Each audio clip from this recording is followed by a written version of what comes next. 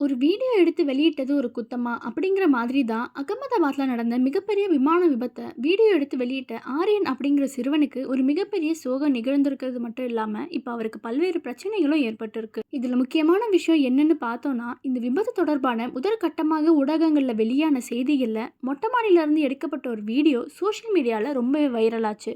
இந்த வீடியோ தான் முதற்கட்ட விசாரணைக்கு ஆதாரமா இருந்திருக்கு. மேலும் இந்த வீடியோ எடுத்தது யாரு அப்படின்னு விசாரணை செய்யும்போது, இந்த வீடியோ எடுத்தது ஒரு சிறுவன் அப்படிங்கிறது தெரிய வந்தது. குஜராத் மாநிலம் ஆரவல்லி மாவட்டத்தை சேர்ந்த முன்னாள் ராணுவ வீரரின் மகனான 17 வயது ஆரியன் அப்படிங்கிற சிறுவன் தான் இந்த வீடியோவை எடுத்திருக்காரு. இந்த நிலையில வீட்டுக்கு பக்கத்திலேயே விமான நிலையம் இருக்கிறதால பறக்கிற எல்லா விமானத்தையும் பார்க்கறது மட்டும் இல்லாம அந்த செல்போன்ல வீடியோவும் எடுத்துட்டு வந்திருக்காரு. தானும் விமானத்துல பறக்கிற ஆசையோட ஜூன் 12ஆம் தேதி அன்னைக்கு ஏர் இந்தியா விமானம் பறக்கிறத வீடியோ எடுத்திருக்காரு.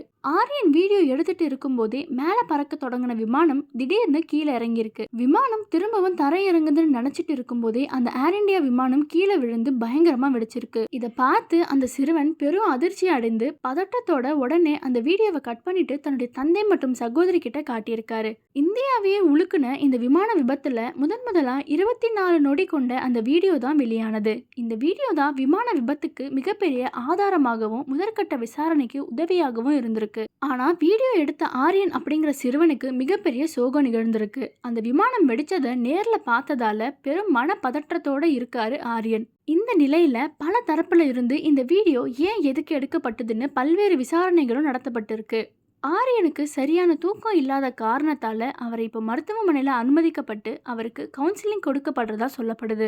மேலும் இந்த வீடியோ திட்டமிட்டு எடுக்கப்பட்டதா அப்படின்னு காவல்துறை பல்வேறு கோணங்கள்ல விசாரிச்சுட்டு வராங்க. நடந்த எல்லா விஷயத்தையும் சொல்லி அந்த சிறுவன் பல்வேறு விஷயங்களை பத்தி பேசி இன்டர்வியூ கொடுத்தது மட்டும் இல்லாம இனி வாழ்நாள்ல விமானத்துல நான் ஏறவே மாட்டேன்னு சொல்லியிருக்காரு. இதை பத்தி நான் உங்களோட கருத்துக்களை கமெண்ட்ஸ்ல சொல்லுங்க.